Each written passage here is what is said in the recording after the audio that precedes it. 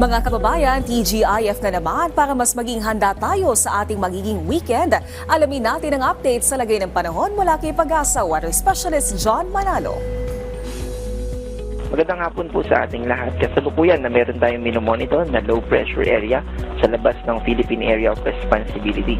Sa kasalukuyan ay wala po itong epekto sa anumang parte ng ating bansa at yung possibility na mag-develop ito sa isang ganap na bagyo o tropical depression ay mababa sa loob ng susunod na 24 oras.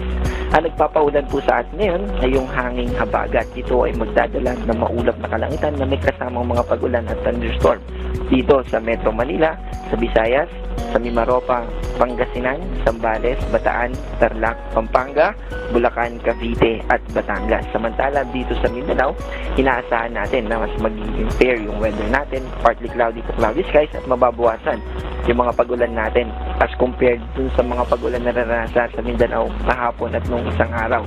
Sa natitirang bahagi ng Luzon ay manunumbalik sa partly cloudy to cloudy skies with isolated yung mga thunderstorm, yung mga pag-ulan na pwede nating maranasan doon sa natitirang bahagi ng Luzon ay yung maaaring idulot lamang ng mga localized thunderstorm.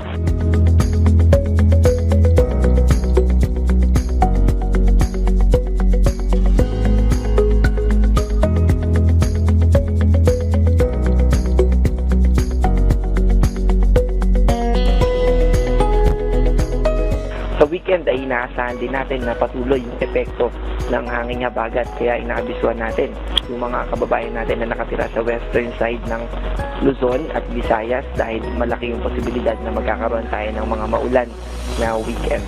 Ito po ang ating update para sa dam information.